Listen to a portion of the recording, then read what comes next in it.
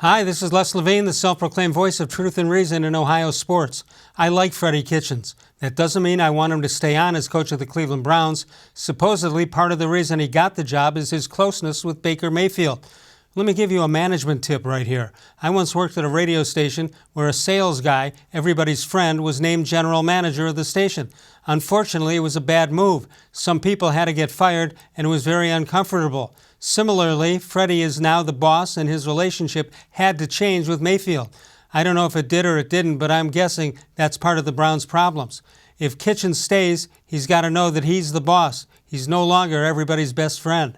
We've got Jim Ingraham here tonight. More Sports and Les Levine is on the air.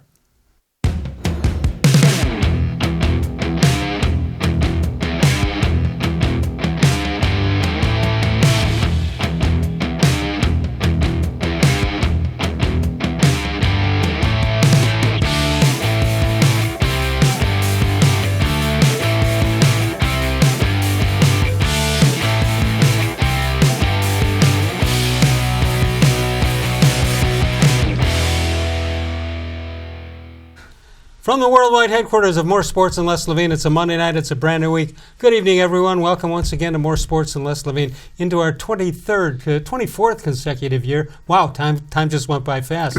And exclusively on cleveland.com. Jim Ingraham is here with, we'll get the book in the next segment, the Mike Hargrove book, which is hot off the shelves. Yeah, not too hot, though, but it's handleable.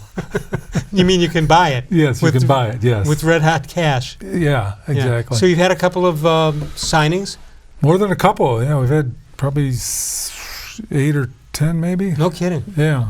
So well, good for you. Keep it going. Christmas time, stocking stuffers and all that Perfect time of the year for a stuffer. There you go. All right, Jim, lots to talk about. We'll talk about Corey Kluber a little bit later. Let's start. Former Indian. Oh, okay.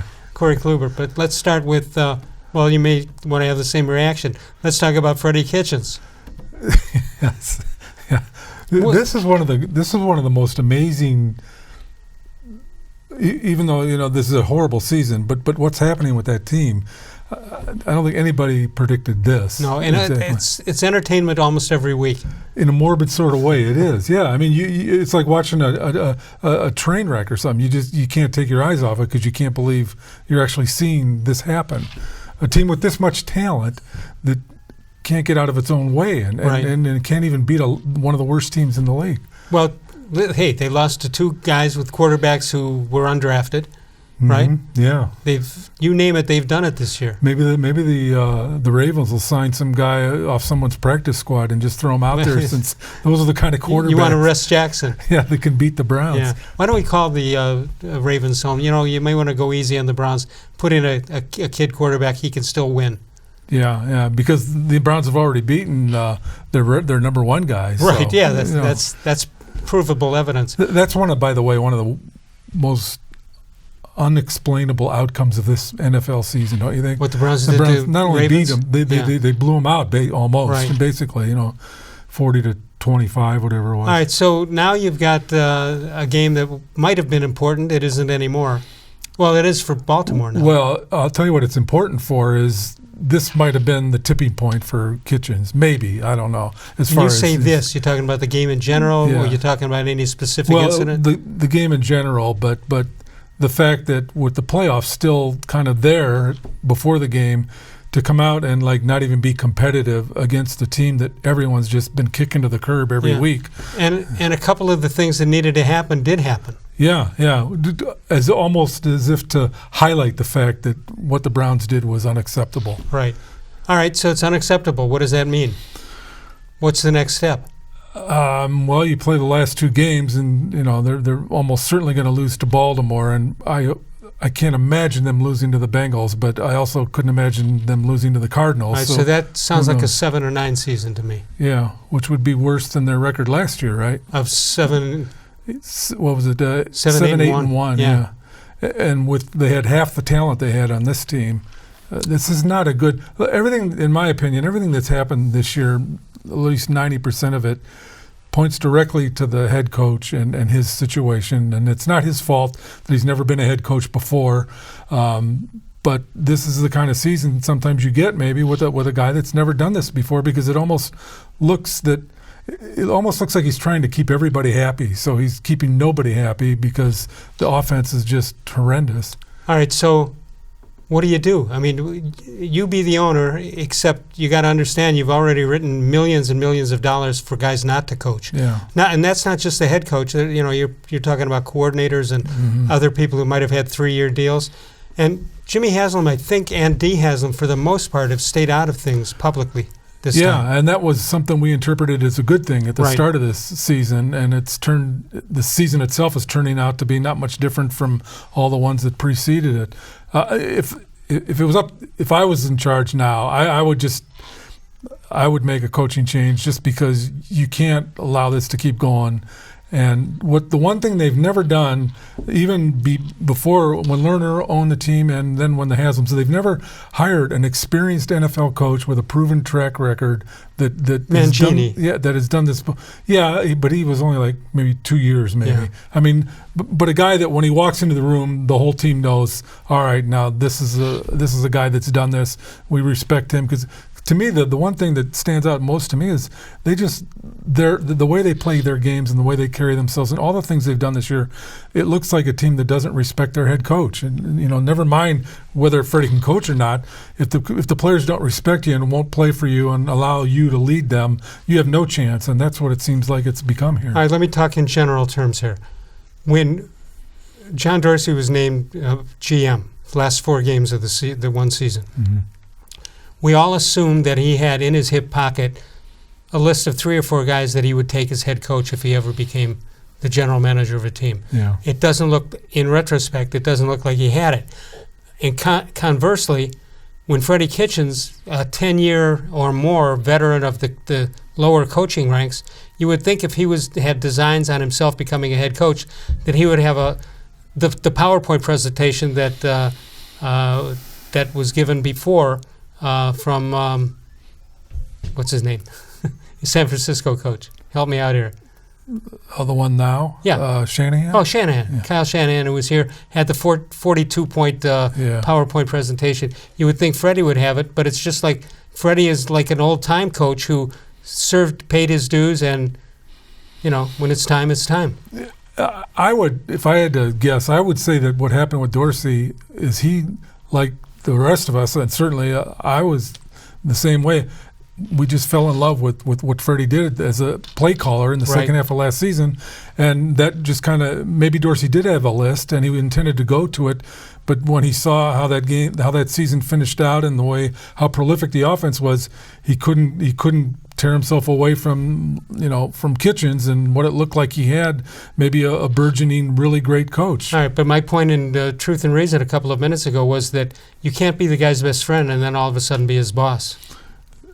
Right. Well, that happens.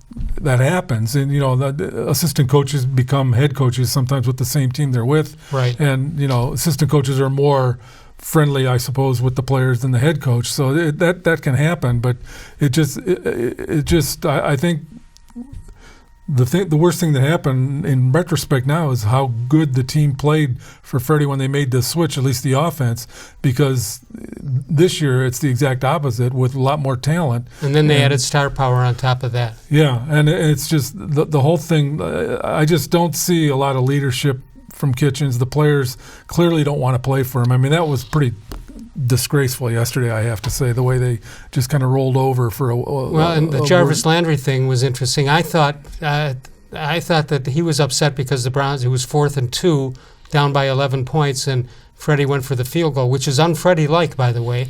And I thought that Landry was trying to say you should have been going for the first down.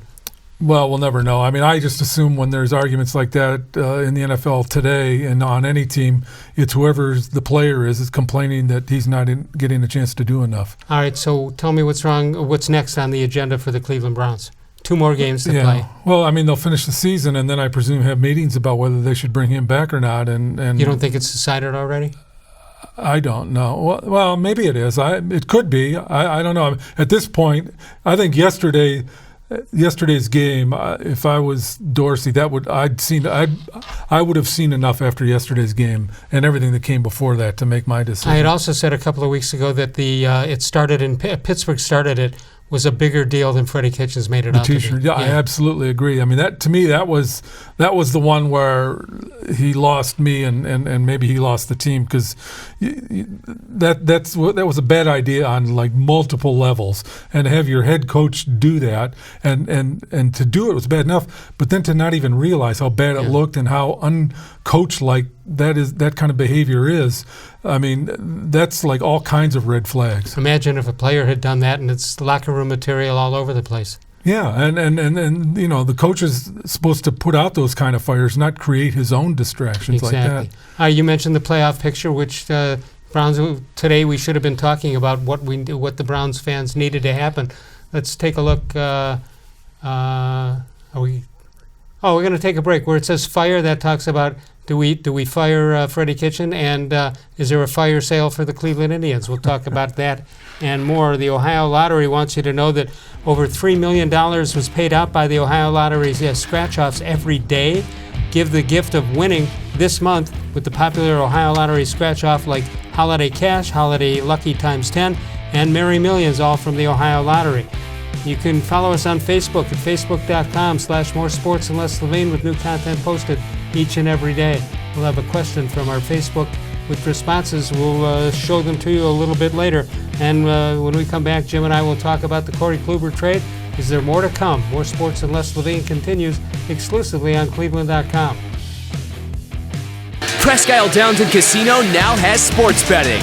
Use one of the 50 state-of-the-art Bet America kiosks to place your bet. Then watch your favorite games on our new HD televisions or visit our new sportsbook area. Only at Presque Isle Downs and Casino.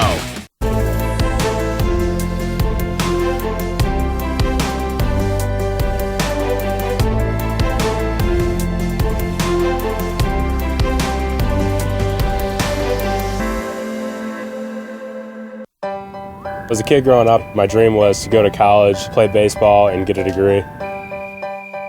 Coming out of high school, I had two choices. I was accepted into a four-year university, but I decided to come to Tri-C after receiving a scholarship. I got my associate's degree at Tri-C. They transferred all my credits straight into Baldwin-Wallace, so I started at Baldwin-Wallace University as a junior. My name is Tyler Leonard, and I earned my first degree at Tri-C.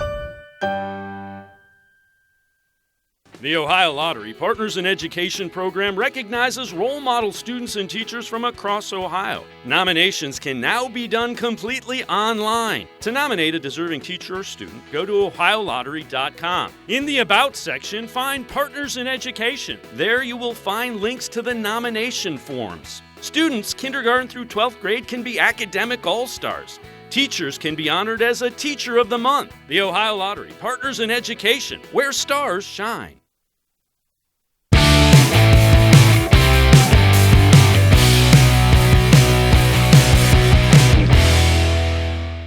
This portion of More Sports and Less Levine brought to you by Northeast Factory Direct, 3 locations, plus a great website. We'll talk more about that a little bit later. Jim Ingraham is here. He's written this book, Mike Hargrove, a baseball, and the Cleveland Indians, A Baseball Life, and it's great reading. It's so hard to believe how long ago that was, the mid-'90s.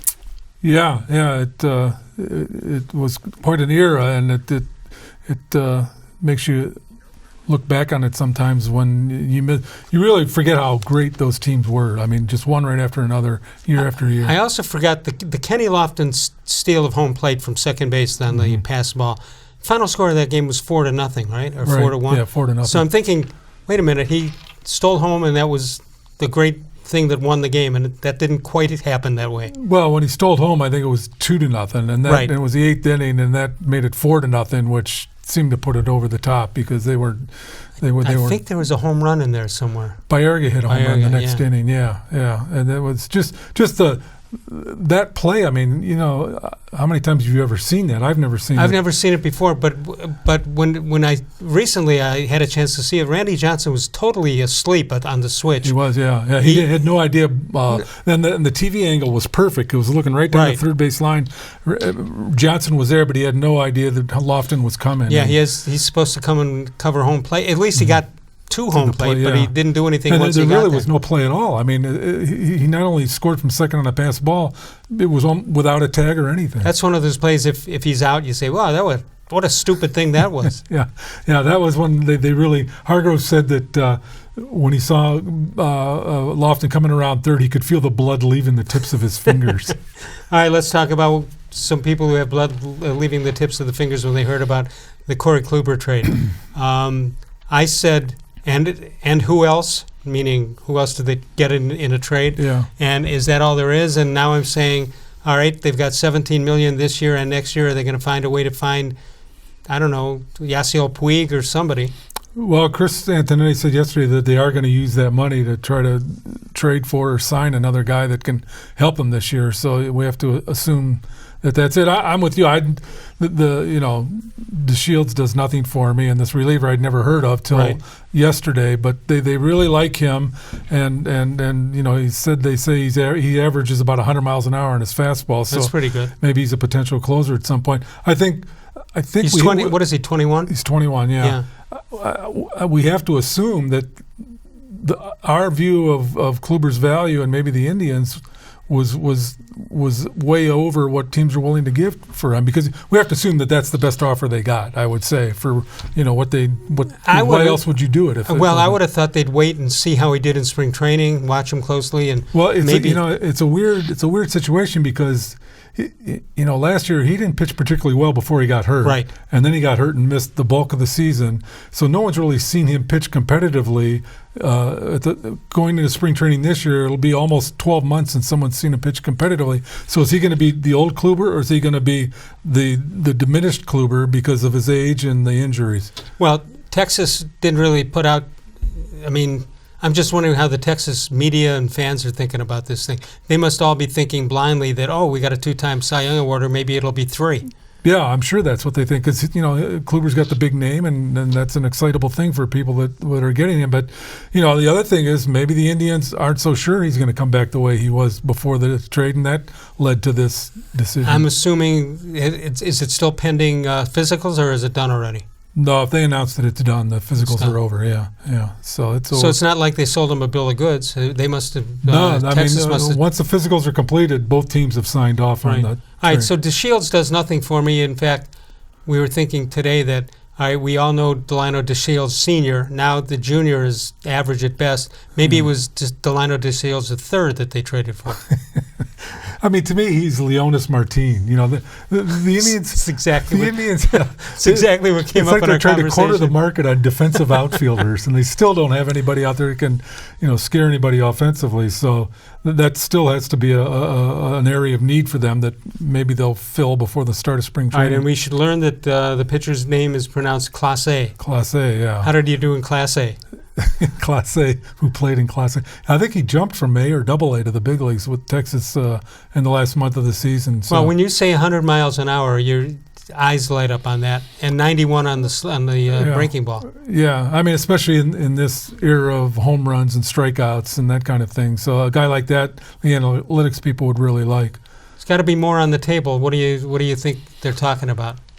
Well, I think they still need to find, maybe they can find a free agent that's not overly costly that can drive in some runs and hit some home runs and can play the outfield maybe. And is there any interest by other teams on Puig?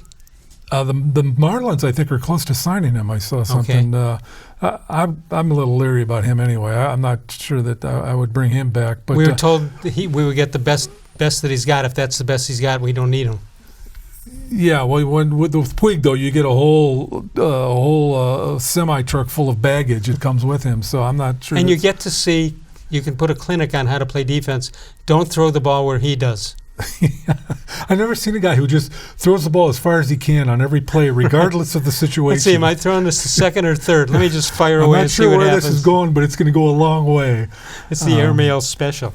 The guy I wouldn't mind him seeing take a run at is Jonathan Scope, the second baseman from the Twins. It's a free agent. I would think you could get him at a reasonable price, and he'll hit 20 home runs. He's not a Gold Glove defender, but he'll hit you some home runs and provide a little bit of offense. I did some checking on the guys, the farmhands from the Dodgers, and they're coming with rave reviews. Yeah, they've got one of the Lux best and minor Mays. league seasons, and there's nowhere for those kids to go because they're already stacked at the major league level too, which is why, the Lindor trade, the rumors with the Dodgers for Lindor make a little bit of sense because they do have some major league ready potential stars, I guess. 216-575-0403 is the number. Jim Ingraham is with us, the author of the book, Mike Hargrove, and the Cleveland Indians. And you can get it at all bookstores and, of course, Amazon.com. And you got any more book signings before Christmas? Yeah, actually we got Thursday at the Cleveland Clinic, believe it or not. They have a bookstore in the main campus there, so there's one there. They're putting on a clinic. Thursday at noon. Friday at the Barnes & Noble in Fairlawn. Nice. And then Saturday, Mike Hargrove, they're back in town now, and he and I are going to do a book signing at the Hartville Marketplace down in Hartville. Wow. So that should be a pretty good one. Excellent. It's selling great, I'm told. Oh, that one's at 11 to 1, by the way, the one in Hartville on Saturday. Saturday, 11 to 1. 216-575-0403, Northeast Factory Direct. They've got 3 locations plus the website, as you see at the bottom, northeastfactorydirect.com. Start there, then go to any one of the 3 stores, West 140th Street, Lakeland Boulevard in Euclid, and Freeway Drive, that's in Macedonia. Northeast Factory Direct. You've seen Alex on TV. This is one of the great sales, one of the great corporate things that has happened in Northeast Ohio. Came out of nowhere. He had a garage, he had one piece of furniture, he sold that and said, I think I'll turn this into a monster business, and he has done that in over the 20 years.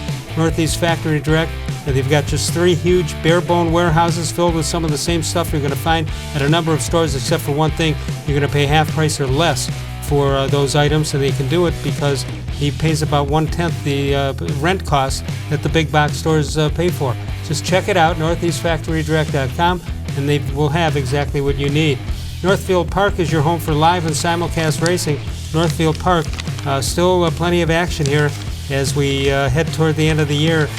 You got the Santa shopping night that's coming up, and you can win prizes and cash and all kinds of stuff. Concert tickets, all from Northfield Park. Free admission, free parking every day at Northfield Park. We'll come back in a moment. More Sports and Less Living continues in a moment. What frustrated you more? Our Facebook question. Is it the Indians or the Browns over the weekend? We'll check that out and more. More Sports and Less Living continues exclusively on cleveland.com. Get your basement ready for the holidays. There was moisture in the basement. It ruined the carpeting. The smell was terrible. We didn't feel safe in our own basement, and that's when we called Nature Stone. And with Russell's Promise, our true unconditional warranty, you will never have to replace your basement flooring again. For a limited time, get Nature Stone installed now and pay nothing until next year. Payments as low as $99 a month. No interest, no down payment. Schedule your free cost estimate easily online today. It's not just a floor. Wow, it's Nature Stone. National Holidays expert Mary here with a list of holidays you won't want to miss. Get your Ohio Lottery Merry Million scratch-offs for National Donut Day, National Have a Party with Your Bear Day, Pickle Day, National Unique Talent Day, Take a Hike Day, and America's favorite, National Jukebox Day. Every day is a reason to celebrate. Grab a Merry Millions and other Ohio Lottery holiday scratch-offs today. There are tastes we remember. Every smell brings the happiness of times gone by. Experience this every time you walk into Gallucci's Italian Foods. Whether you need lunch on the go, a catered party, or that perfect blend of wine, meats, and cheeses, Gallucci's has exactly what you're looking for. Straight from Mama's Kitchen for old world traditions or original experiences. From the tastes you remember to new flavors you'll never forget, Gallucci's is a tasty branch of your family tree. When it comes to selling you a mattress, most retailers are handing you a long line of extra steps that drive up costs and create confusion. At the Original Mattress Factory, we simplify the mattress shopping experience by building mattresses and box springs in our own local factories and selling them direct to you. It's short, sweet, and simply makes sense. So experience more than just a mattress store. Experience an original, the Original Mattress Factory.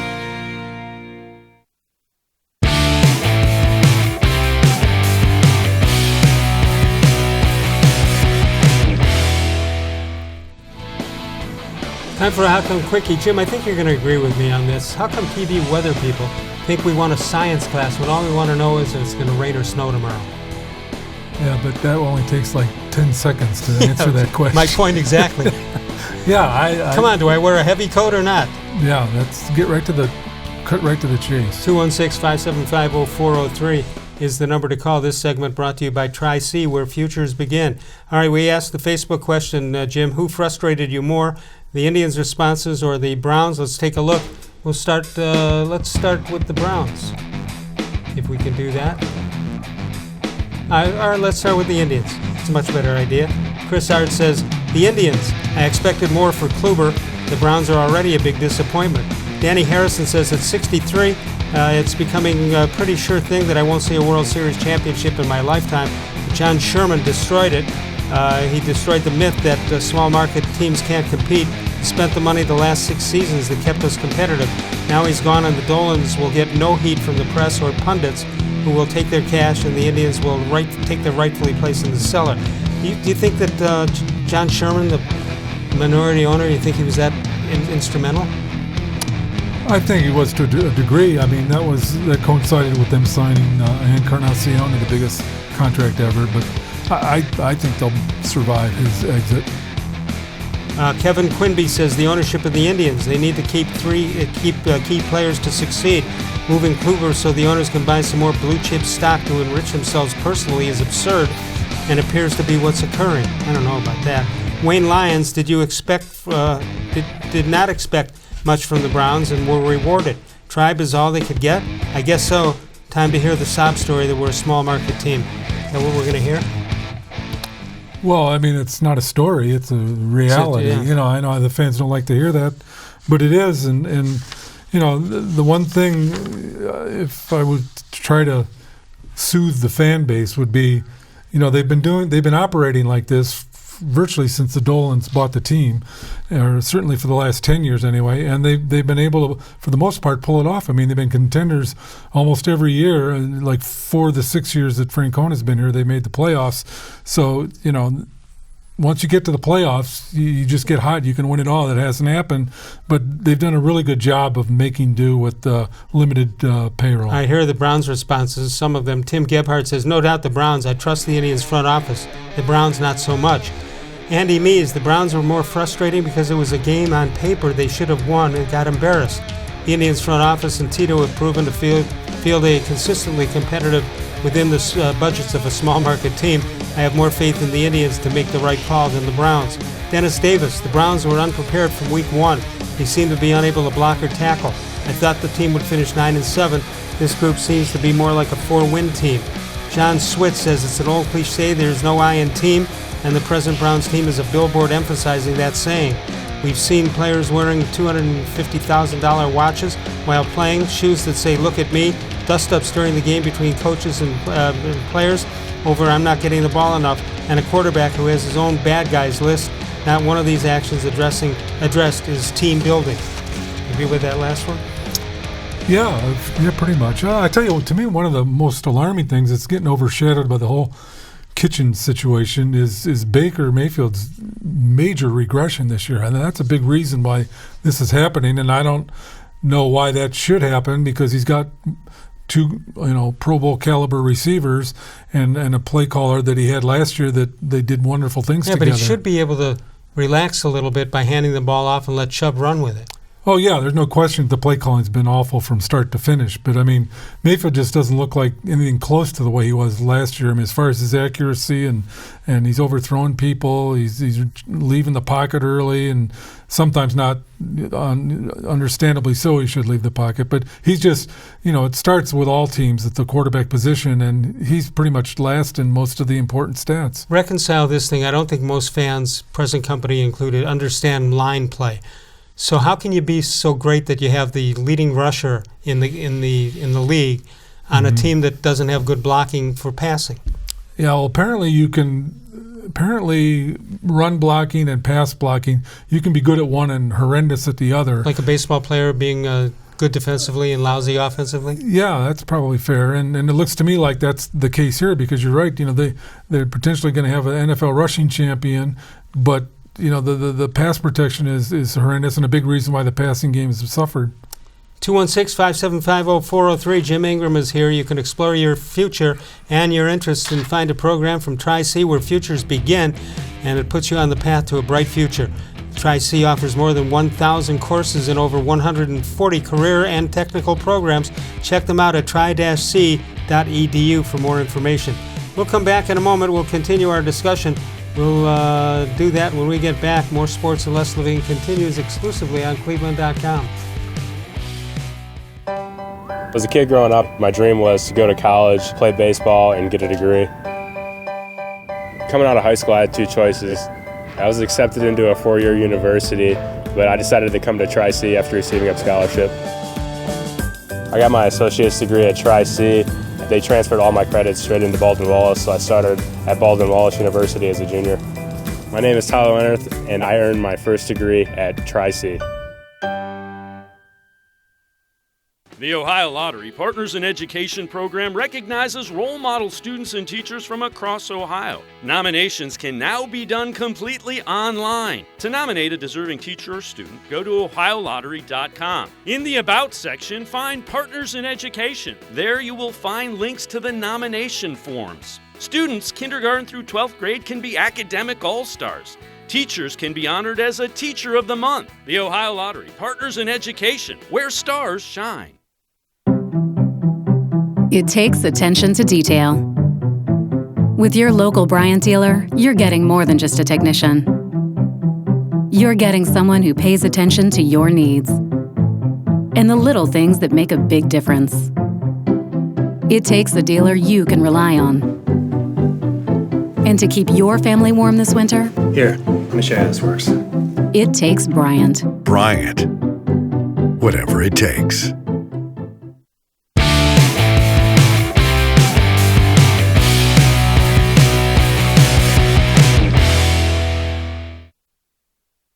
Sports and Les Levine brought to you by our friends at Northeast Factory Direct. Today in sports history, 1954, Willie Mays becomes the first player to be named MVP in his first full year, edging out Ted Kluszewski of the Cincinnati Reds. Willie had served parts of 2 seasons in the U.S. Army. You know, you don't hear that much about Mays in the Army, missing that time. You hear Williams and some of the other guys. Well, he Bob was, Feller. that was right at the beginning of Mays' career, and Right. Williams and Feller were right in the middle of theirs. It's unbelievable how good he was. Mays, yeah. Steve Stone, who was drafted by the Giants, was in spring training and an exhibition game, and he went to the mound and he looked around and he said, "Okay, there's McCovey at first. I got Willie Mays in center field. That's not Clint Burgess anymore from Brush High School." Could you imagine that? Stone told me that Mays could tell you 2 years later about a situation in a game and what the pitch was, what the count was. He was a savant as far as baseball is concerned. Yeah, that's interesting, yeah. And talk about the ultimate 5-tool player. I mean, that was him. I mean, yeah, what could he? There's nothing that he couldn't do. Yeah, and at an elite level, too. I mean, you look at his stats, you go in a Baseball Reference or something, just look at his stats, and it's just amazing one guy could fill up so many categories. True, but then it's unfortunate the way his career ended. A lot of us remember when he played with the Mets and how embarrassing that had become. And you felt bad for the guy, one of the greatest of all time, and he stumbled going towards fly ball, stumbled before he got to second base on a steal attempt. Yeah.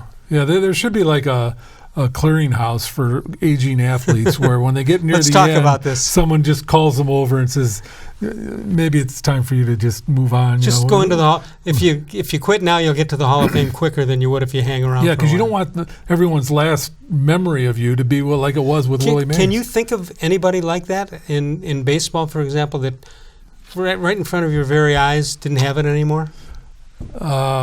You know what? I always remember this. Lance Parrish, the catcher for the Tigers, who was an all-star. Was here. Yeah. He was here for a brief time because his last game with the Indians, it was an extra inning game in Minnesota, and there was a runner at third, and he was catching, and they called a pitch out, and he missed the pitch out, and the winning run scored. And they released him the next day. It was really. It took him so long. He wasn't Willie Mays caliber, but he was a good player. He was above average major league player, and that was, every once in a while you see examples of players who've overstayed their welcome, I guess. I can't the one that stands out to me is Willie Mays.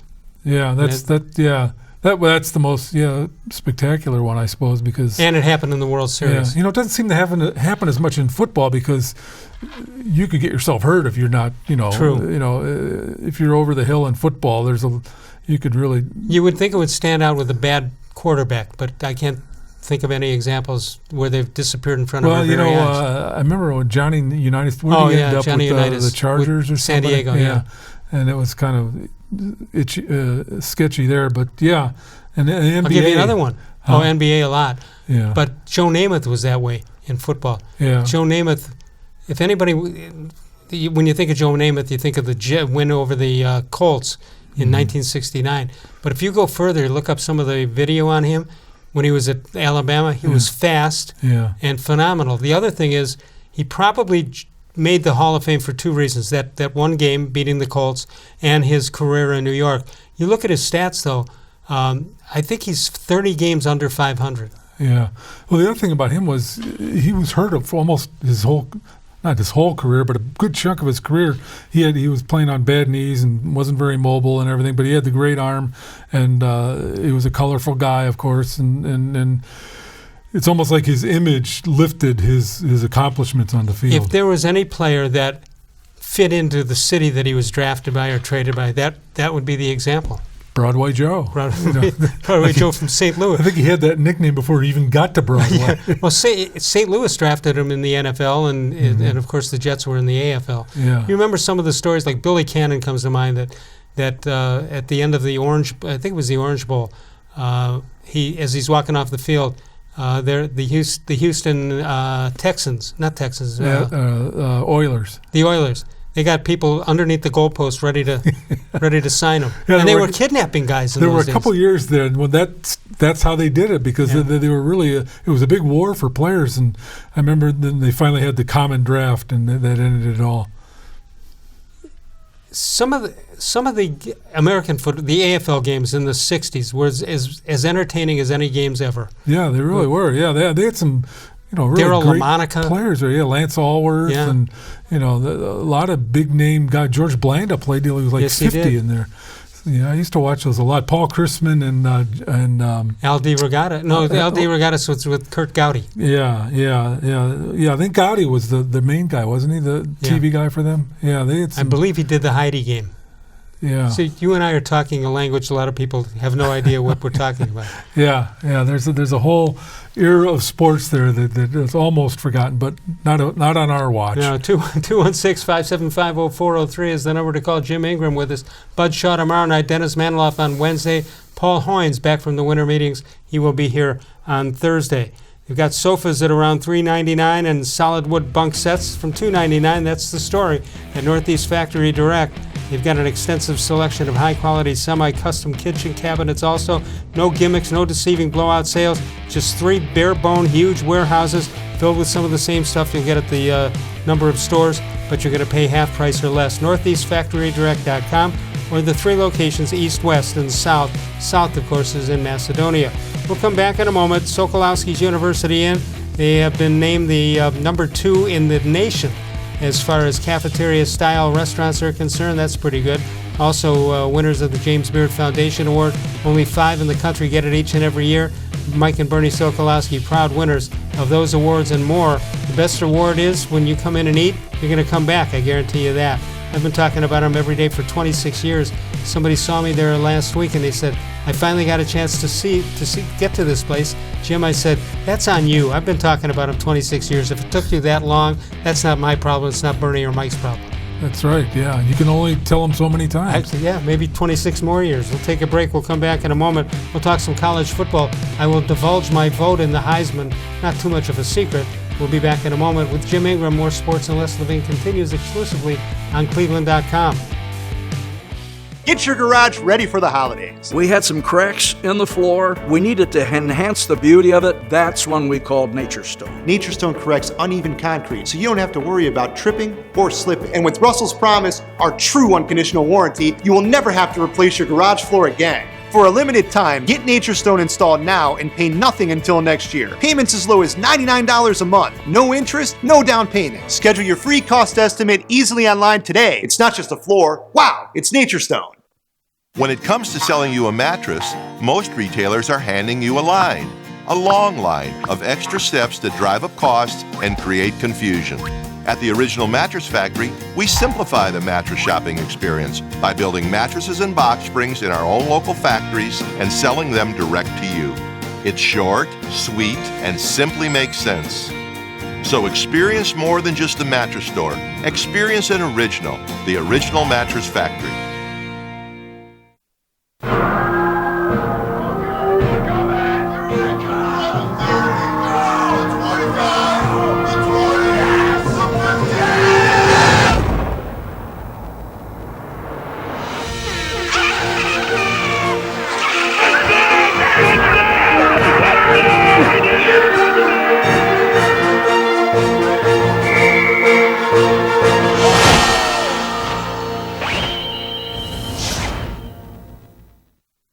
Presque Isle Downton Casino now has sports betting. Use one of the 50 state-of-the-art Bet America kiosks to place your bet. Then, watch your favorite games on our new HD televisions or visit our new sportsbook area. Only at Presque Isle Downton Casino.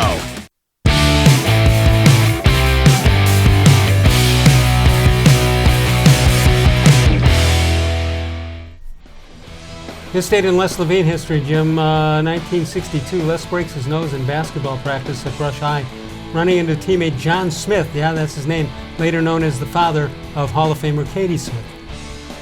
Is that right? Yeah. Wow. I think John had a son, maybe two sons, who also were on the national championship teams at Mount Union. I think. Yeah? That's pretty good. Pretty good run. Good gene pool there. Yeah. Oh, hold on. Gene pool. That'll be a 1947 birthday this week. That could be one of your birthdays. Yeah, thank you. All right, so Joe Burrow wins the Heisman Trophy. You surprised in any way, shape, or form? Yeah, that it wasn't unanimous, like all 1,900 voters. Right. Yeah, I mean, well, it did set a record, I think, for biggest margin, right? Right. Yeah. How about the fact that there was a year or two there where 3 of the 4 Heisman finalists this year were on the same team. It's unbelievable. State. It is. And I wonder if that took votes away from one or the other. Probably not. Certainly not enough to overtake Burrow, a former teammate at Ohio State. And I actually thought you could have put Dobbins in there as the 4th guy. You could have, if you wanted. 3 of them wound up being in the top 10 for the actual vote. All right. So here's how I voted. Do you care? I do. I now pronounce you. All right, so I had Burrow as number 1. You have to vote for 3, by the way. And the only rule they've ever given me, Jim, is you can't divulge who you voted for till after it's announced. Okay. That's the only rule. It doesn't say, could you nominate your buddy who's a real good touch football player on the East Side? You can't do that. Just to get him a vote. Just to get him to say, well, I was in the Heisman voting. All right, I had Burrow. Then my homerism came right into play here. I had Fields second. Yeah. That's not too homerish. That's legitimate. No, I mean, 2 of the 3 left are Ohio State guys, so it's almost unavoidable. Had no choice. So I picked number 3, Chase Young. Ooh, good. There was not an Ohio State vote. It was a cry out to let a defensive guy win. Sometime. Yeah, it's unfortunate not unfortunate, but Burrow certainly deserves it. But Chase Young, in normal circumstances, you could have mounted a really serious argument for him to win the Heisman this year. Yeah, this was the wrong year for it. Yeah, it's too bad for him because he was just outstanding. Jalen Hurts finished second, which surprised me. I would have voted for him 4th. Yeah, that surprised me too. Yeah. I would have gone Burrow, and then I would have done Young, Fields, and. Okay, so Hurts. Not too much of a disagreement. Yeah. You, of course, still are a Hall of Fame baseball voter, right? Correct. So because I know how that feels from the Heisman.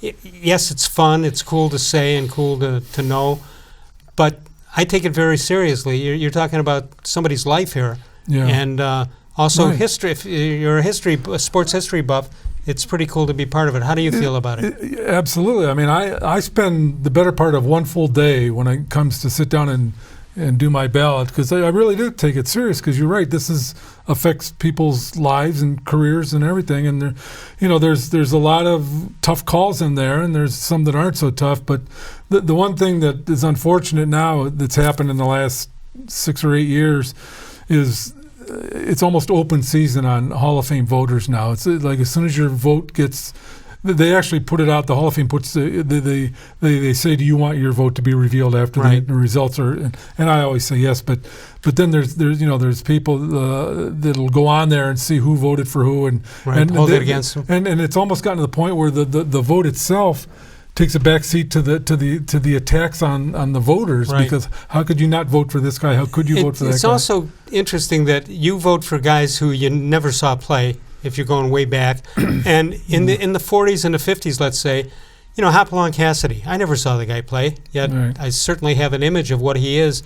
And I wonder if in the 50s, if the Heisman winner kind of wound up clinching the Heisman in September.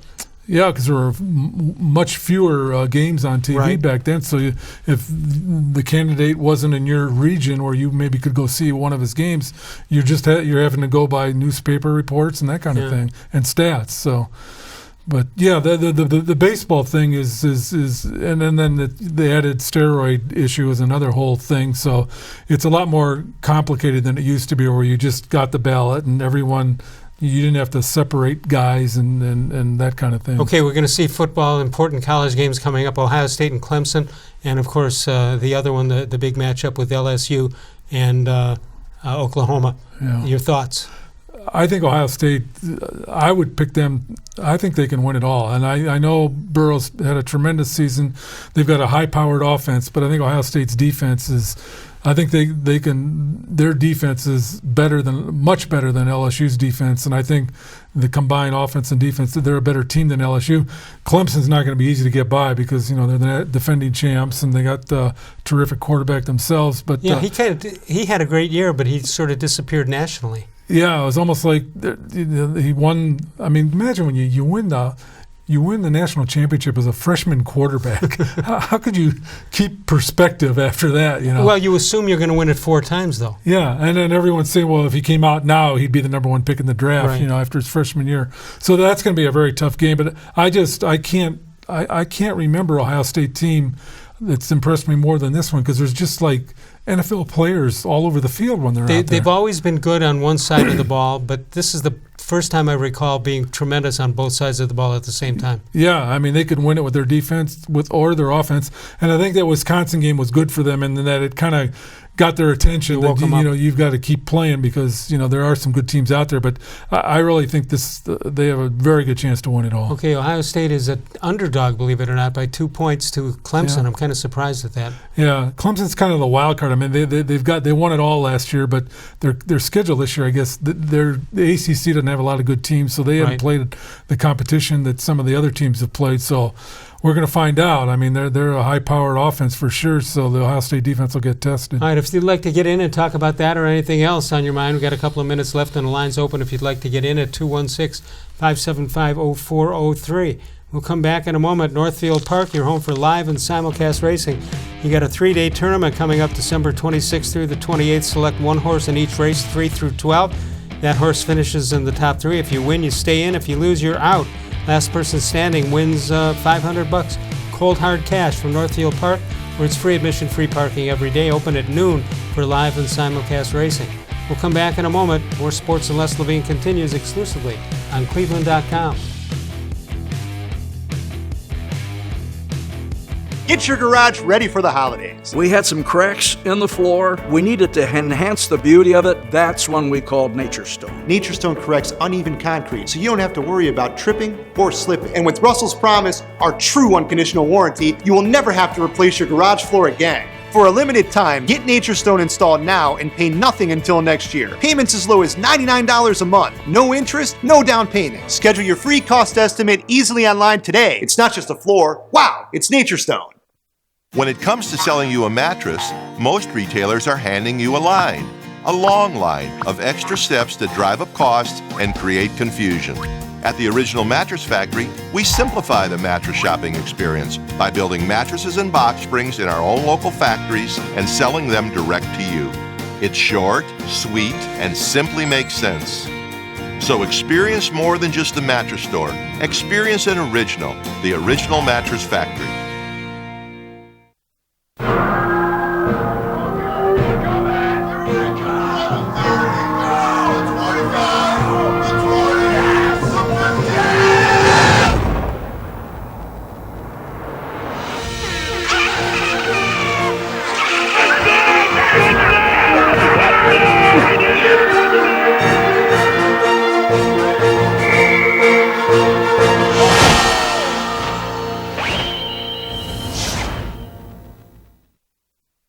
Isle Downs and Casino now has sports betting.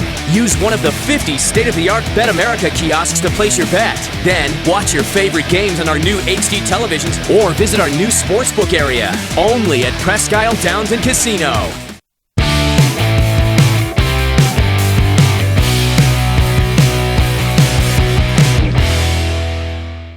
Tomorrow night, Bud Shaw from WKYC.com will join us.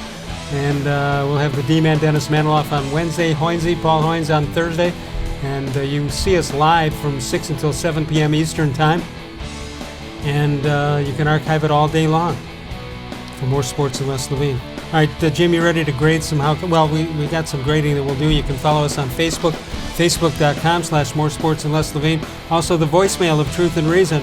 If you can't reach us during the time we do it live, 6 to 7 p.m. Eastern Time, you can call us at 216-200-6650, and we'll play some of your comments on the air if we can get to them. Now it's time for the very popular How Come Quickie emails and How Come Quickies. And you're going to grade them. Is this like Dancing with the Stars? Yeah. Okay. You want to use a British accent? You can do that. Toledo Mike says, how come if Les doesn't trim his beard, he's soon going to be asked to do Kentucky Fried Chicken commercials? He says, hint, they rotate different actors to play the Colonel as a running joke. Did you know that? No, I did not know that. Well, now you know it. You can learn things. I'm giving that a 2 because it had to be explained to me. Maybe I should give myself a 2 for being so out of the loop. Well, that's a 4 if you add them together. Toledo Mike comes with more. Now, this you may have...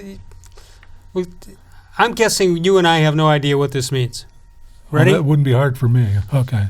How come if the restaurant sign says breakfast anytime, you can't order French toast during the Renaissance? It just sounds like it would be funny.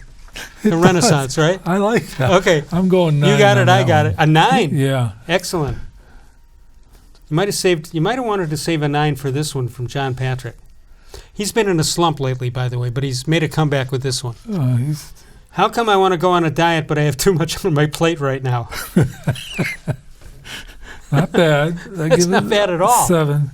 7? Yeah. Okay. Everybody has a different rating schedule. Yeah. When Bud is here or D-Man or... Yeah. D-Man's a tough grader. So you might not want to send your stuff in on Wednesday nights. He's a tough grader, yeah. What's he do, like 2s and 3s? You never know with D-Man. Yeah. You could get a 2 or a 3, you could get an X or a Y when you're looking for numbers. You don't know. Yeah. You don't know. All right, Jim Ingraham is the author of Mike Hargrove and the Cleveland Indians. Did he give you any resistance to this, or was he gung-ho once he got talked into it? Not resistance, but it took us, Sharon, his wife, and I, a few years to kind of wear him down to agree to sit down and talk about it, because he originally didn't want to really do it, but then once he agreed to do it, he was terrific. I mean, he was really good. You covered him during his whole career. Yeah, right? when he was almost his whole career, manager. his baseball playing career too. Except for the Rangers, Texas Ranger era. Yeah. I think people don't realize he was a really solid, really good major league player. He had more walks and strikeouts every year of his career. Played 12 years in the majors. Right? Had more walks and strikeouts every year. Well, everybody remembers him as the human rain delay guy. Yeah, maybe that's it. He walked a lot because he wouldn't get in the box. One thing I remember, and Cleveland fans remember too, is when he was managing Seattle. Mm-hmm. Seattle? Yeah. The opening day was snowing, and he's coming out trying to get the game canceled after 5 innings. Yeah. He's got to do it. They call that snopening day, I guess is what they call it, yeah. Did anything, since you covered them at all times during the 90s, or even before and after that, did anything surprise you, or is anything you didn't know that you found out about? About Mike Hargrove? Yeah, and about Mike, maybe the Indians team, maybe the front office?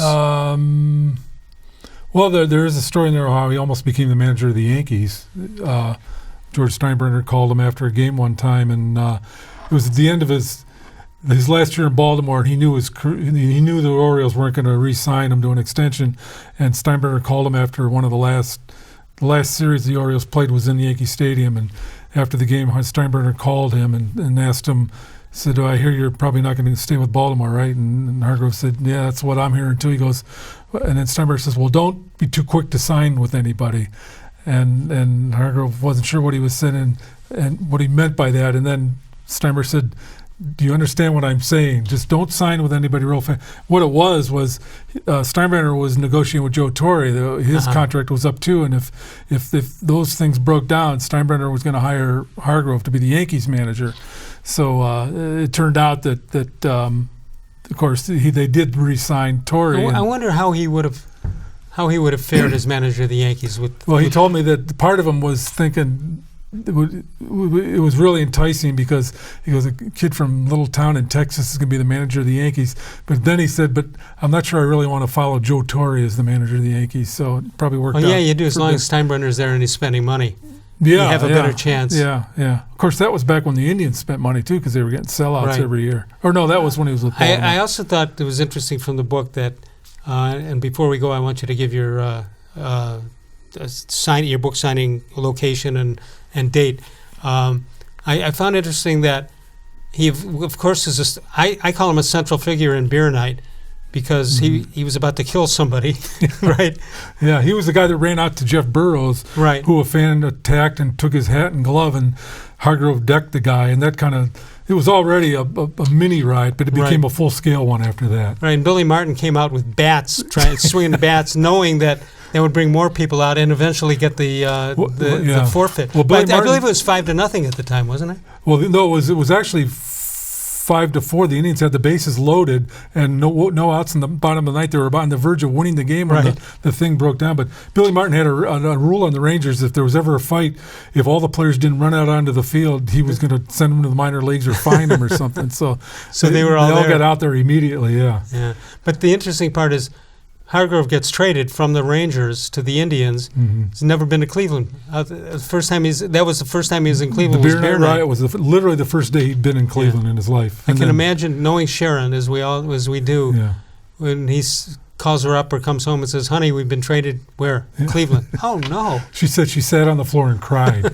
She didn't want to come to Cleveland because her only remembrance of it was that Beer Night riot. Well, it worked out pretty well for her. Yeah, it surely did. All right, Mike Hargrove and the Cleveland Indians by Jim Ingraham. Where are you going to be for Christmas time? Thursday at the Cleveland Clinic, bookstore there from noon to 1. Okay. Friday, it's going to be at the Barnes & Noble in Fair Lawn from 7 to 8. And then Saturday at the Hartville Marketplace with Mike Hargrove. So he'll be there, too, from 11 to 1. All right. That'll do it for us. Thanks to Jim Ingraham. Tomorrow night, we'll have Bud Shaw. Wednesday, D-Man, Dennis Maniloff. And Thursday, it'll be Hoynesy, Paul Hoynes. Of all the shows I've ever done, this was the most recent.